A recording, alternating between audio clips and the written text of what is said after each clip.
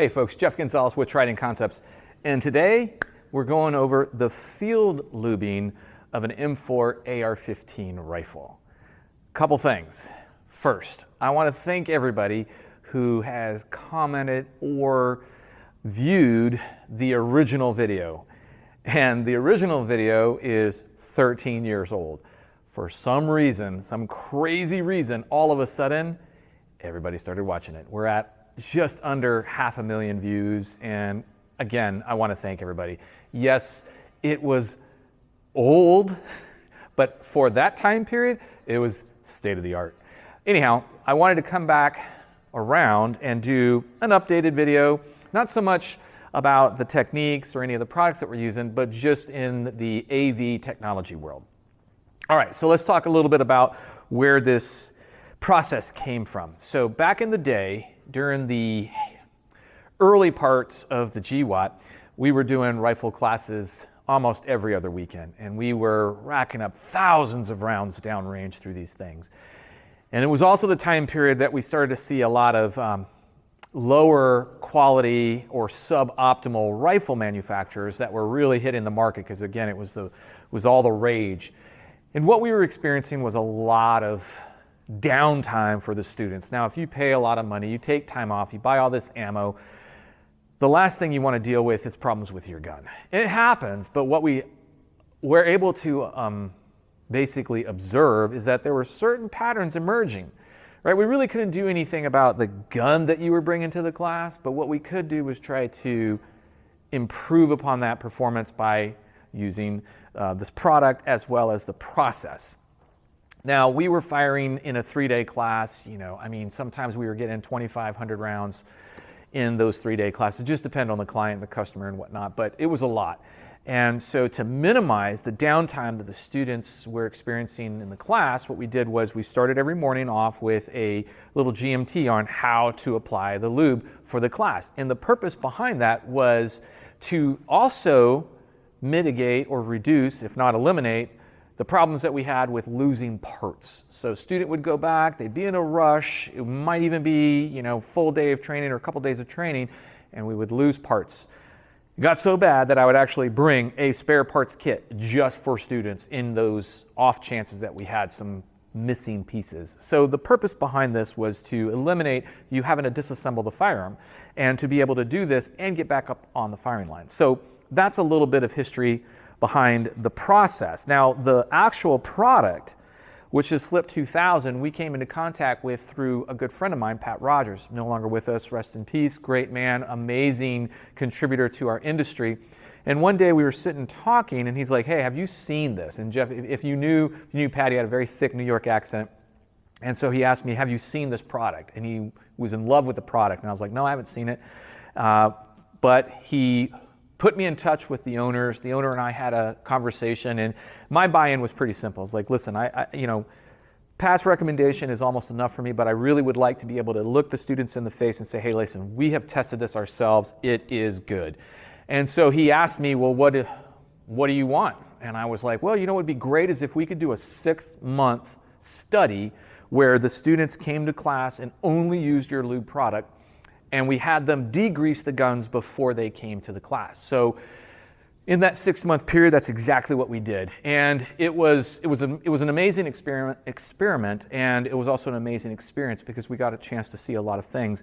When you reduce the operator error and any other issues as a result of bad ammo, which was very popular back then, and even poor magazines, because again, you gotta remember the Magpul PMag was just now starting to come on the scene back then. That's how old this video was, the original video.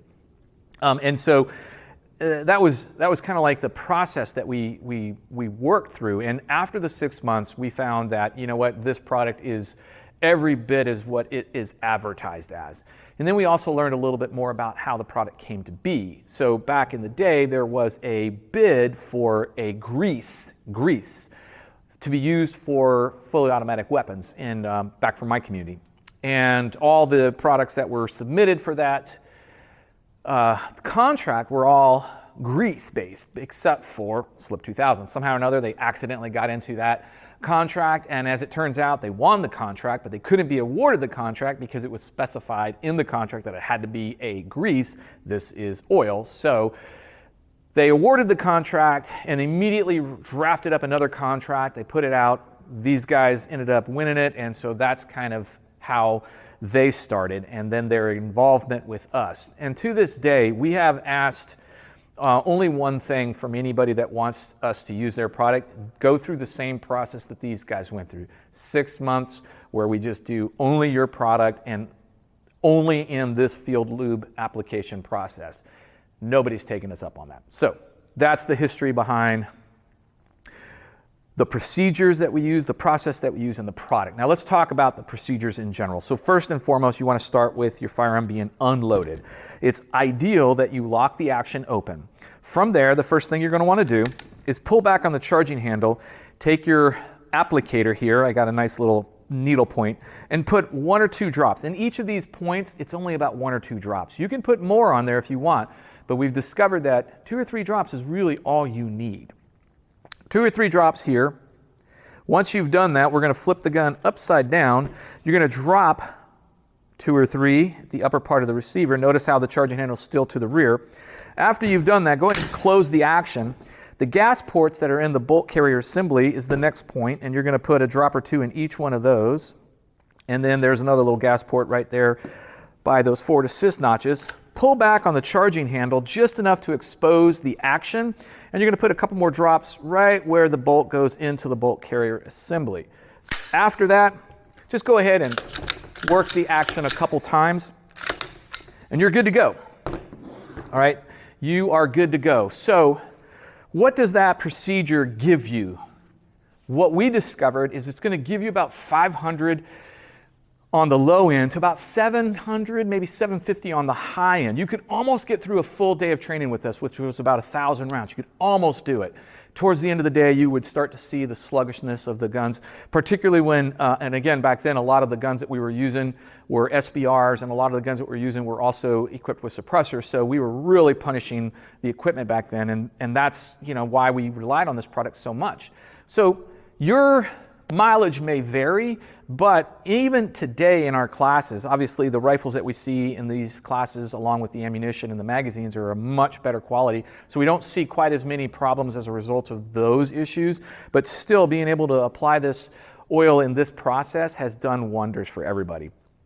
As far as other lubricants, other products, sure, there's a lot of them out there, but like I said, we haven't had anybody that has taken us up on our offer. We've been approached by several, and we are very open to the idea. However, none of them are willing to take us up on that process, and for whatever reasons. It's their own personal reasons, I'm sure, but that's the reason why we continue to use the Slip2000 product, and I think you'll be happy with it. Now, let's also talk about the comments that we saw. A lot of comments out there. Yes, you can use all sorts of crazy stuff. Yes, I have personally used some crazy stuff. I've used Vagisil. All right, that's the extreme that I've used to keep these guns wet and running well. I've used everything from diesel oil to Vagisil to WD-40. I mean, obviously, if it's a lubricant, it's probably going to work well. It's just probably not going to work under the extreme conditions that we are going to be operating in. So, it might buy you a little bit of time, but it's probably not a long-term solution. The other question, or I should say the other comment that we saw, oh, just get rid of the AR. It's junk. Go with an AK. You never have to worry about that. All right, again, the most beloved rifle in America is the AR-M4. So yes, sure, if you want to shoot an AK, go for it. Really don't care. As far as the reliability issue, blah, blah, blah, blah, that's subjective. But what I will tell you is this. In the 20 plus years that we've been doing this, and we've run a lot of training classes in that time period, of all the rifle classes that we've done, we've seen some AKs come through the classes, but we have never seen anybody pass with an AK. So I'll leave that up to you. You might feel as though it gives you a benefit in that one area. Maybe it does, maybe it doesn't. But I will tell you that we haven't seen anybody that has been able to pass the rifle classes with an AK. So you can take that as a challenge if you'd like. Go for it, register for a class, prove me wrong, or be the first one. I don't care, it's up to you. But that's just observations from 20 plus years in the trenches, if you will. All right, would love to hear your comments. Please feel free. If you have other ideas about the lubing process, by all means, share them with us. Again, this is what we have been using. This is what we have been working with. It's been proven time and time again. I'm sharing this with you. Thanks again for watching the video. If you want to learn more about the programs, visit the website www.tridentconcepts.com. All right, folks, until then, take care, stay safe.